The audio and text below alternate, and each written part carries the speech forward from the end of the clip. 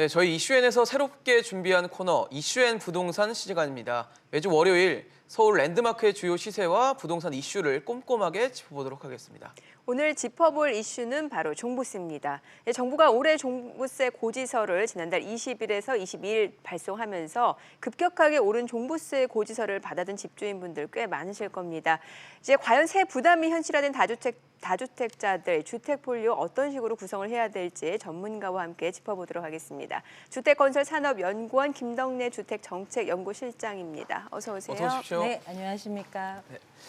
실장님, 사실 이제 시장을 좀 짚어보고 얘기를 네. 좀 나눠야 될 것 같은데요. 네, 매주 네. 한국감정원에서 이 시도별 아파트 매매 동향을 내놓잖아요. 네, 네. 최근 좀 눈에 띄는 흐름을 보이는 지역이 어딘지 좀 궁금합니다.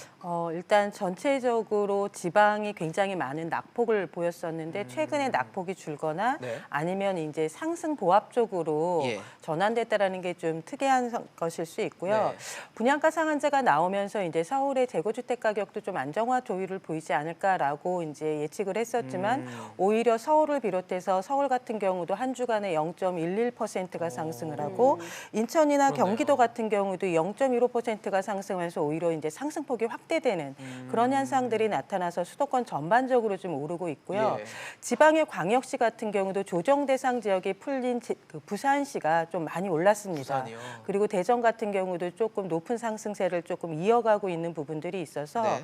지방의 5개 광역시가 전반적으로 상승폭이 좀 확대되고 있던 것이 좀 달라진 현상이고 지방에서는 이제 전체적으로 낙폭을 보였었지만 뭐 전북 지역이라든가 경북 그리고 강원도 제주 일부 지역을 제외하고는 네. 전체적으로 상승 기조로 바뀌었다라는 게 지난주에 좀 특이 사항입니다.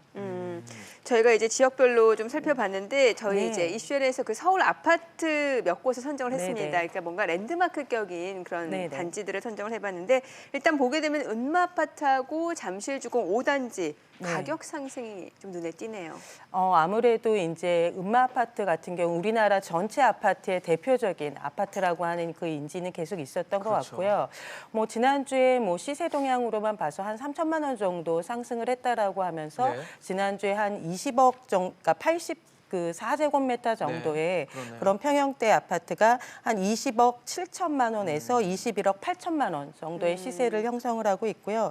잠실규공 5단지 같은 경우도 같은 평형대가 거의 음마하고 같은 수준의 한 20에서 21억 정도의 그런 시세를 형성하고 있는 것으로 보입니다. 그러니까 저게 몇 퍼센트가량 지금 오르는 상황인 건가요? 전체 주택 가격에 있어서 한 1% 내외 1%. 정도의 상승세가 지금 시세로 잡혀 있는 것 같습니다. 네. 사실 저희가 앞서 오프닝에서도 말씀을 드리긴 했지만 이 종합부동산세 고지서가 발송이 네. 됐습니다. 올해 종부세 고지서를 받은 납부 대상자들이 사실 금액 보고 좀 놀랐다는 얘기를 제가 들었는데 네네. 많이 늘었나 보더라고요. 아무래도 종부세에 납부하는 기준들을 지난 그 대책에서 굉장히 많이 바꿨습니다. 그래서 종합부동산세라고 하는 것은 과세 기준에 예. 산정식이 있는데 그 산정식을 보면 전체 공시 가격에서 예. 공제를 해주는 금액이 있습니다. 공제를 해주는 액을 빼고 공정시장가액을 시장가액 걷다 비율, 네. 곱하고 거기에 과세 구간이 나오면 예. 거기에 이제 세율을 곱해서 상한선을 정하게 되는데 네. 이 산식에 있는 네 가지가 모두 다 올랐습니다. 아. 일단 서울의 공시 가격이 올해 한 14% 정도 올랐고요. 거기에다가 공정시장가액이 예전에는 지난해까지는 80%만 적용을 했었는데 올해부터 5%포인트씩 인상을 하기 때문에 올해는 85%를 적용을 하게 되고 또 과세 구간이 예전엔 6억 이하는 같은 세율을 적용을 했지만 예. 3억에서 6억 구간이 또 만들어졌습니다. 거기에 또 세율이 증가하고 세율도 전반적으로 올랐기 때문에 작년의 종부세보다는 올해 여러 가지 측면에서 이제 종부세가 굉장히 많이 오른 그 체감들이 나타났을 걸로 보여집니다. 네. 자, 그럼 저희가 좀 사례를 짚어보면서 볼게요. 네.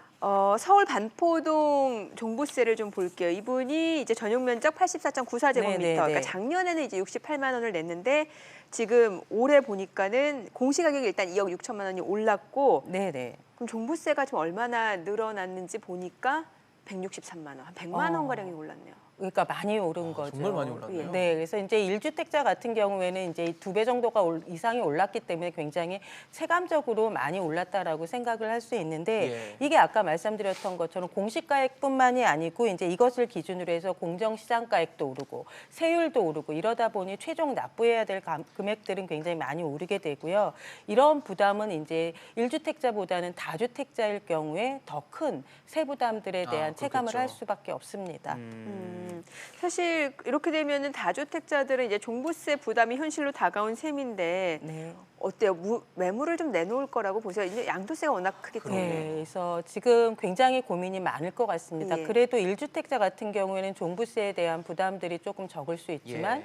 여러 채를 가지고 있는 다주택자 같은 경우에는 과표기준이 또 다릅니다. 그래서 그렇죠. 1주택자는 9억 기준으로 공제를 해주게 되지만 다주택자는 6억 기준으로 공제를 해주기 때문에 그 부담들이 더 커질 그렇죠. 수밖에 없어서 이제 다주택자를 가지고 계신 분들은 2022년까지 더 종부세가 늘어가기 때문에 이거를 기존에 아무래도 세금을 좀 절세할 수 있는 임대주택자로 전환을 할 것인지 아니면 조금 그 양도세 중과가 워낙 크기 때문에 매도를 할 건지 아니면 증여를 할 건지에 대한 고민들이 굉장히 많아질 수밖에 없을 것 같습니다. 네. 그렇다면 좀 절세할 수 있는 팁이 있다면 어떤 것들이 좀 있을까요? 아무래도 1주택자 가지고 계신 분 중에서 실질적으로 9억을 초과하게 돼가지고 뭐 시가로 한 12억, 13억에 예. 대해서 이제 종부세 대상자가 된다라고 네. 하면 이 종부세는 세대별 과세가 아니고 인별 과세입니다. 예. 그러니까 이제 부부가 혼자서 가지고 있는 거다 공동 명의를 하게 되면은 아무래도 이제 조금 더 그